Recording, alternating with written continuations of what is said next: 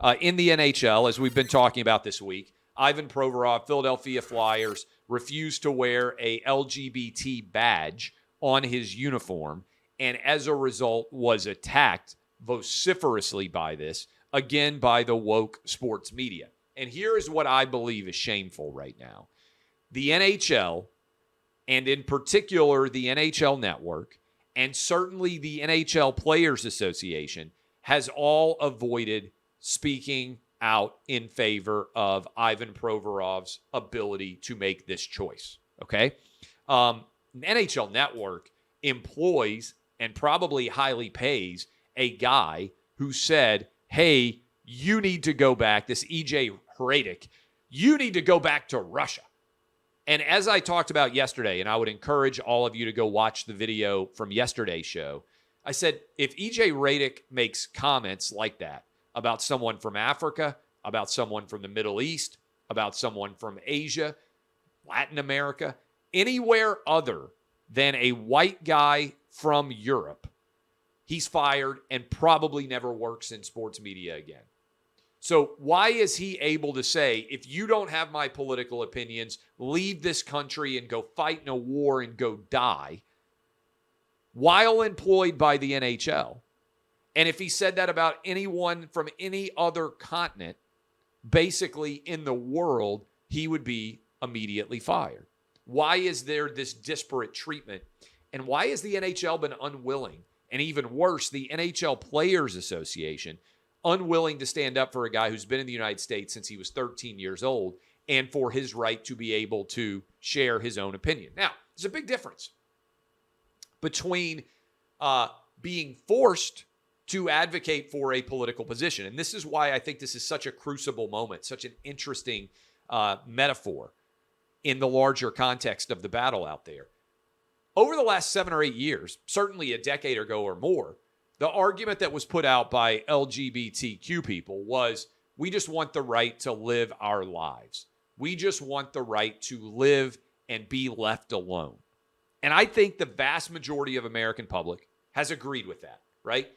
You go live your best life. I'm not going to be looking over your shoulder trying to tell you what you can or cannot do in the pursuit of your happiness. But what has rapidly occurred is that has progressed from, hey, just let us be alone, let us live our lives, let us be happy, to, if you don't celebrate the lifestyle choices that we make, you're a bigot.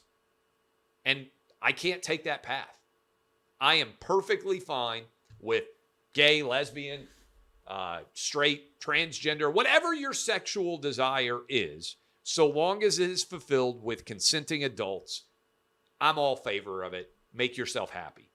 But as soon as you say, hey, I have to celebrate your lifestyle choice, that's a big difference.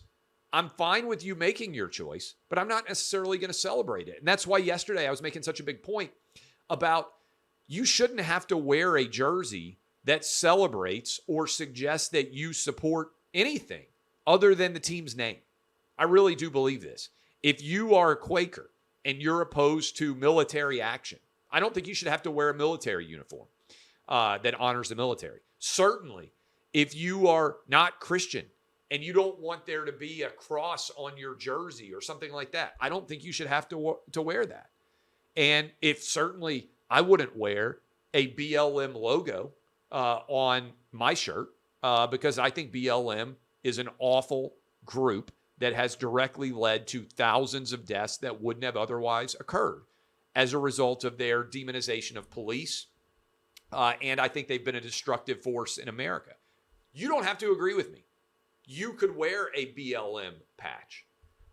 In fact, I think the smartest move, and I've been arguing this for years, just play your sport. NHL, Major League Baseball, NBA, NFL. People like sports. Just do them. Don't worry about anything other than your sport. That unites everyone just by existing. If players want to endorse political opinions outside of work, I'm all in favor of it. Just like I'm defending Tony Dungy's ability to speak at the March for Life.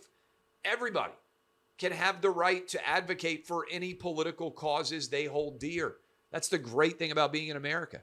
But I don't know why the teams or the leagues feel the need to drag themselves into political controversy. I think it's dumb. This is my last book, Republicans Buy Sneakers Too. Michael Jordan was right. There's no reason to alienate anyone if you don't have to.